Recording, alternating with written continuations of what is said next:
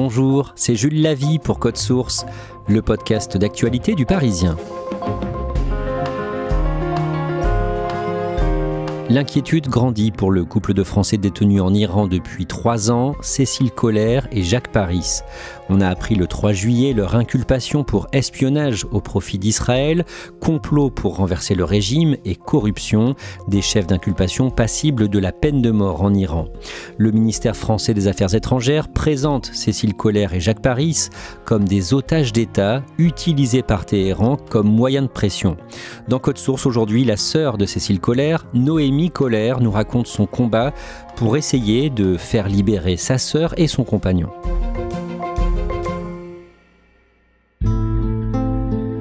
Je rencontre Noémie dans les locaux du Parisien.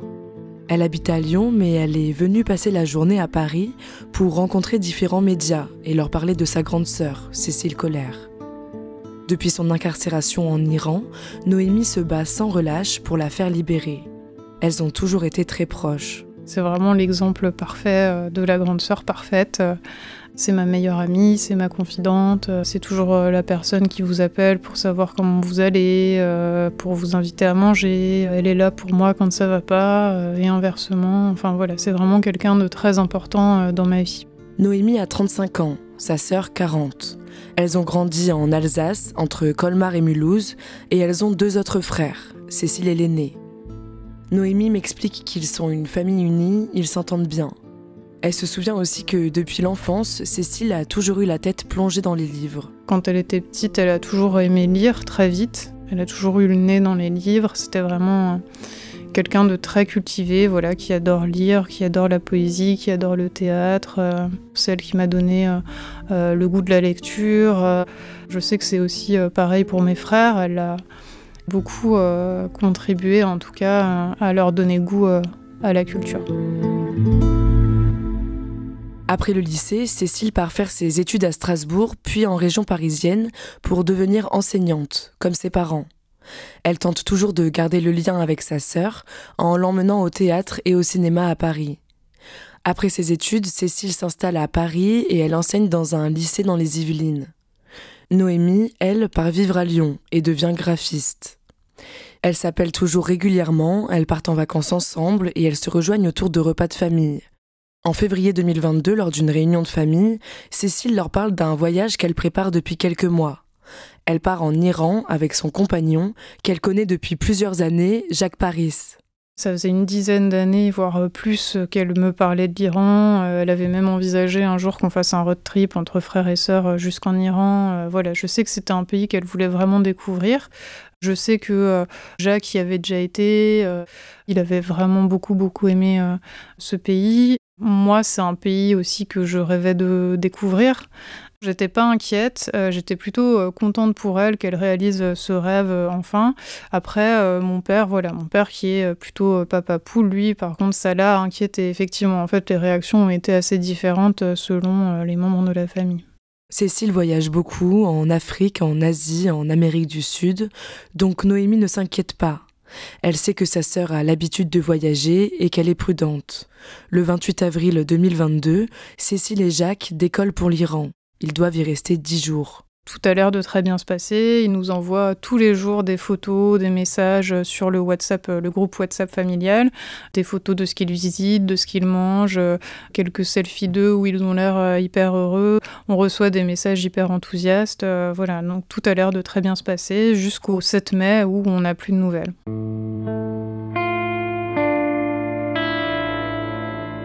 J'ai ma mère au téléphone et je me rappelle de notre conversation. Effectivement, on se dit que c'est bizarre qu'on n'a pas de nouvelles de Cécile, donc on essaye de rationaliser en se disant bon bah voilà, c'est peut-être le décalage horaire, la fatigue du vol, le stress de la rentrée, voilà, on va pas la déranger. Et en fait, on commence vraiment à paniquer la semaine qui suit quand ses collègues nous informent qu'elle ne s'est pas présentée au lycée comme c'était prévu. Donc là, vraiment, on comprend qu'il y a un problème. Et juste après, en fait, le Quai d'Orsay appelle mes parents, donc le mercredi 11 mai. Et c'est là qu'on a l'information selon laquelle ils ont été arrêtés par les autorités iraniennes. Les parents de Noémie la préviennent immédiatement. Je travaillais dans une agence web et je donnais des entretiens d'embauche, donc je n'avais pas mon téléphone sur moi.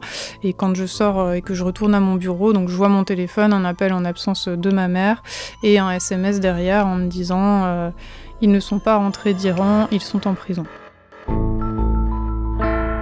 Noémie et sa famille n'ont pas d'autres informations. Le centre de crise et de soutien du Quai d'Orsay les contacte pour leur expliquer que l'Iran pratique des prises d'otages de ressortissants français pour les utiliser comme monnaie d'échange. Noémie comprend qu'il va falloir être patiente. Pendant 200 jours exactement après leur arrestation, on n'a pas le moindre signe de vie, on n'a pas la moindre information, on ne sait pas où ils sont, on ne sait pas dans quel état de santé ils se trouvent et on ignore même s'ils sont encore vivants en réalité, puisque les autorités iraniennes dissimulent leur sort et ne donnent aucune information, que ce soit à nous ou aux autorités françaises, sur la situation de Cécile et Jacques. Noémie fait des recherches sur les prisons en Iran. Elle lit des articles, des témoignages. Elle se rapproche aussi de familles d'otages pour comprendre ce qui arrive à sa sœur, faute d'avoir de ses nouvelles. Il faudra attendre 5 mois, le jeudi 6 octobre, pour en avoir. J'arrive au travail et je reçois un SMS d'une amie qui se trouve être en fait la fille d'une otage binationale allemande et iranienne qui est en prison à ce moment-là, qui m'envoie donc un lien d'une publication Twitter. J'ouvre le lien et là je vois la vidéo de ma sœur qui s'accuse d'être agent de la DGSE. Je suis agent de renseignement et opérationnel à la DGSE. Mon nom de code est Cécile Diriclet. L'objectif final et global est bien sûr de déstabiliser le gouvernement iranien, de renverser le régime iranien et mettre en place un régime qui soit pro-impérialiste, donc au service de l'impérialisme français. Là, c'est un deuxième choc qui est absolument terrible. Je réalise en fait qu'elle a été torturée psychologiquement pour être poussée ensuite à témoigner contre elle-même, à faire de faux aveux. Et je sais que c'est extrêmement grave et c'est absolument terrorisant. J'envoie l'information directement à la famille, enfin à ma famille ainsi qu'à la famille de Jacques au Quai d'Orsay. 2 heures après, ça fait le tour de tous les médias français. Jusqu'à cette vidéo, le Quai d'Orsay conseillait à Noémie et sa famille de ne pas médiatiser l'affaire.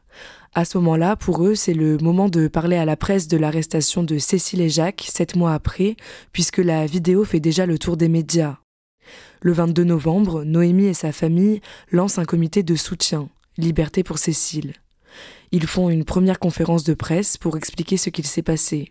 Et le 23 novembre au matin, à 8h, moi je reçois un message du centre de crise qui me dit « Voilà, il y a une visite consulaire qui a été acceptée. Envoyez-nous des mots que vous voulez transmettre à Cécile. Et attendez bien ce soir qu'on vous dise, qu'on vous confirme qu'elle a bien eu lieu parce qu'elle peut être annulée au dernier moment sans raison. » On retient notre souffle toute la journée du 23 novembre. À la fin de la journée, Noémie reçoit la confirmation que la visite a bien eu lieu. L'ambassade explique à la famille que Cécile et Jacques sont incarcérés dans la section 209 de la prison d'Evin, connue pour ses méthodes de torture. Ils ont passé 3 mois en isolement cellulaire, c'est-à-dire seuls dans une toute petite cellule, sans fenêtre, avec une lumière artificielle en permanence. À présent, ils sont dans des cellules avec d'autres détenus, mais ils ne peuvent sortir que 3 fois par semaine, pendant 20 minutes. Ça nous glace le sang, à la fois on est absolument soulagé d'avoir enfin un signe de vie, enfin des informations, de savoir où ils sont, de savoir qu'ils sont encore vivants. Et en même temps, tout ce qu'on apprend nous glace le sang. Noémie et sa famille n'ont pas plus de nouvelles, jusqu'au 18 décembre, quand le téléphone de Noémie sonne. C'était un dimanche matin à 10h, je me souviens très bien. Je vois un numéro étranger s'afficher. Je me dis tout de suite, si ça se trouve, c'est elle. Donc je décroche et effectivement, c'est elle.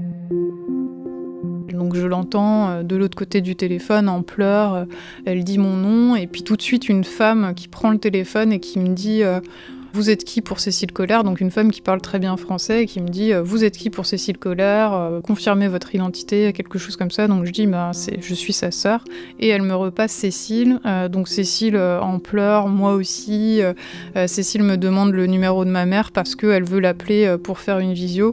Mon compagnon appelle mon père, il le met en haut-parleur Moi, je donne le numéro de ma mère à Cécile, elle raccroche et ensuite derrière, elle rappelle mes parents et cette fois-ci, c'est une visio WhatsApp.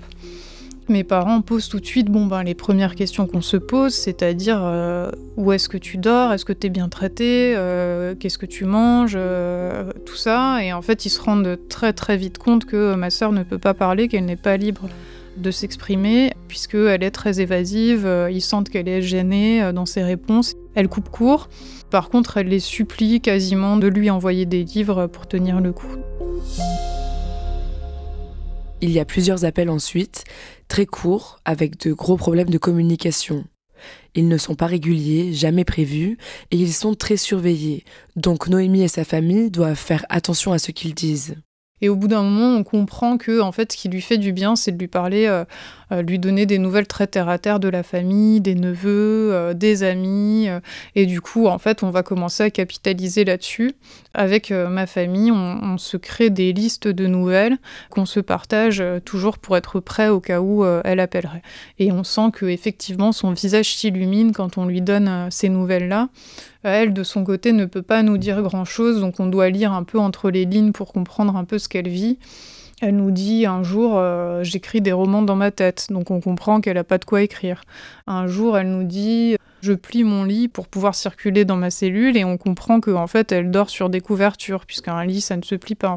C'est que des choses comme ça entre les lignes. Au fil des mois, Noémie développe une hantise, rater un appel de sa sœur. Avant cette expérience, j'étais pas du tout téléphone, j'étais plutôt du genre à laisser mon téléphone au fond de mon sac et à l'oublier un week-end entier. Là, je le porte autour du cou et je l'ai toujours devant moi, y compris quand je suis dans la douche. Je l'ai en évidence pour être sûre de ne pas louper un appel. Ça m'est arrivé une fois et je l'ai très très mal vécu. On est toujours au taquet sur nos téléphones pour pouvoir la voir si jamais elle appelle. Noémie réussit aussi à avoir des nouvelles de Jacques de temps en temps. Elle est en contact avec sa famille et il y a une grande solidarité entre les familles d'otages. Quand un otage se fait libérer, Noémie est heureuse pour lui et ses proches, mais elle se demande toujours quand ce sera le tour de sa sœur. Pendant des mois, rien ne bouge pour Cécile et Jacques. Nous avons l'honneur aujourd'hui d'accueillir Madame Noémie Koller, sœur de Cécile Koller. En mars 2025, près de 3 ans après leur arrestation, Noémie s'exprime devant la Commission des Affaires étrangères du Sénat pour témoigner des conditions terribles dans lesquelles sa sœur et son compagnon sont détenus. Médiatiquement, ça nous a beaucoup aidés. Parce que effectivement, après ça, on a eu beaucoup de contacts, de médias. Enfin, en tout cas, ça a permis de mettre un gros coup de projecteur aussi sur la situation de Jacques et Cécile et d'avoir de fait le soutien d'autres sénateurs qui avaient envie de nous soutenir. Cécile Koller et Jacques Paris étaient partis pour un voyage touristique. Ils ne sont pas revenus. Ils sont enfermés dans des cellules de 9 mètres carrés. Sans ouverture, sans fenêtre. Une quarantaine de rassemblements s'est tenue dans plusieurs villes de France. Cécile Koller et Jacques Paris sont aujourd'hui les 2 derniers Français retenus prisonniers en Iran. Un an plus tard, le 7 mai 2025, Noémie et le comité de soutien Liberté pour Cécile organisent 47 rassemblements partout en France pour exiger leur libération 3 ans après leur incarcération. Il y a une vraie solidarité. C'est ce qui nous aide à tenir et on sait que c'est ce qui aide aussi Jacques et Cécile à tenir parce que quand on les a au téléphone et que toujours la même question revient, à savoir que vous disent les autorités françaises sur notre libération, quand est-ce qu'on sera libéré, en gros, c'est ça qu'ils demandent. On n'a jamais rien à leur répondre, donc on leur parle de la mobilisation. Liberté pour Cécile. Et on sait que c'est ce qui les aide à tenir, vraiment, ils nous l'ont dit un jour, ils nous ont dit si on ne devient pas fou, c'est parce qu'on sait qu'il y a une forte mobilisation en France. Et encore, ils n'ont pas conscience de tout ce qui se passe, puisque tout ce qu'ils savent de la mobilisation, c'est ce que nous, on a le temps de leur dire pendant les appels. Donc on imagine que quand ils vont rentrer, ils vont découvrir vraiment l'ampleur de la mobilisation et on est persuadé aussi que ça les aidera à se reconstruire. Depuis l'emprisonnement de sa sœur, il y a plus de 3 ans, le 7 mai 2022, Noémie a mis beaucoup d'aspects de sa vie sur pause. On se réveille le matin, c'est la première chose à laquelle on pense, c'est la dernière chose à laquelle on pense avant de s'endormir le soir, enfin vraiment ça ne nous quitte pas. En ce qui me concerne, c'est un job à temps plein, j'ai dû quitter l'agence dans laquelle je travaillais pour me mettre à mon compte pour pouvoir gérer mon emploi du temps. Il y a l'angoisse qui est toujours présente, il y a le fait d'être pendu au téléphone tout le temps, d'être tout le temps dans l'attente. On s'accroche à l'espoir qu'ils reviendront et qu'ils reviendront vivants, et c'est ça qui nous fait avancer tous les jours et qui fait qu'on continue à se battre de plus en plus fort, de plus en plus nombreux pour qu'ils reviennent.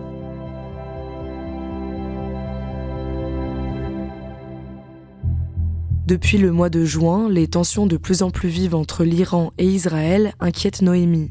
Le 13 juin, Israël a lancé une attaque massive contre l'Iran en visant des sites stratégiques et militaires. L'Iran a riposté et 10 jours après le début des affrontements, le 23 juin, Israël a bombardé de nombreux sites, dont la prison d'Evin où sont incarcérés Cécile et Jacques. Pendant une semaine, en fait, on ne savait pas si Cécile et Jacques étaient encore vivants. Le soir même, Jean-Noël Barrot, sur le plateau du 20h de France 2, a annoncé que Cécile et Jacques n'auraient pas été touchés pendant les bombardements. Il a utilisé le conditionnel à juste titre, puisque cette information, il la tenait des autorités iraniennes. Or, les autorités iraniennes, nous, on est bien placés pour le savoir depuis plus de 3 ans. Leur parole n'est pas fiable et ne fait pas office de garantie. Donc, pour nous, c'était indispensable d'avoir un signe de vie, donc un contact direct avec Cécile et Jacques. Et cette période a été vraiment absolument horrible à vivre. Le 1er juillet, une nouvelle visite consulaire est accordée à Cécile et Jacques.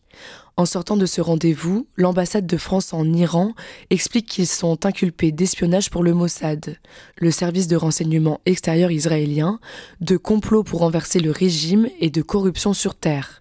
Ils risquent la peine de mort. Les autorités iraniennes poussent leur cruauté jusqu'à faire du chantage à la peine de mort à Jacques et Cécile.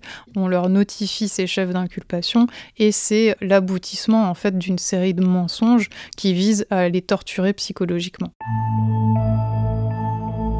Noémie réussit à faire parler de sa sœur dans les médias. Elle est plus combative que jamais. Pour nous, l'important, c'est de ne pas faire retomber la pression médiatique, c'est de continuer à nous battre. Et on va continuer, en fait, déjà à se saisir de tous les outils juridiques à notre disposition et à se mobiliser, à faire des rassemblements, à faire des actions, à interpeller les élus et à communiquer autant qu'on peut jusqu'à ce que ce cauchemar s'arrête, parce qu'il faut que Cécile et Jacques soient remis aux autorités françaises le plus vite possible et pas dans quelques semaines ou dans quelques mois, parce qu'ils ne tiendront plus très longtemps dans cette situation-là. Donc il faut vraiment que ça s'arrête maintenant.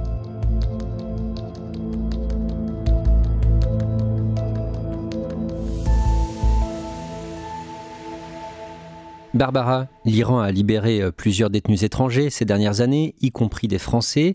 Pourquoi pas Cécile Coller et son compagnon Jacques Paris? Qu'est-ce qui bloque? On peut pas vraiment savoir. Noémie me dit qu'elle peut seulement faire des hypothèses. Elle pense que le fait que les médias iraniens aient parlé de leur cas quand la vidéo de leurs faux aveux a été publiée, ça complique en fait le dossier. Les autorités iraniennes auront bien du mal à justifier la libération de Français présentés comme des espions.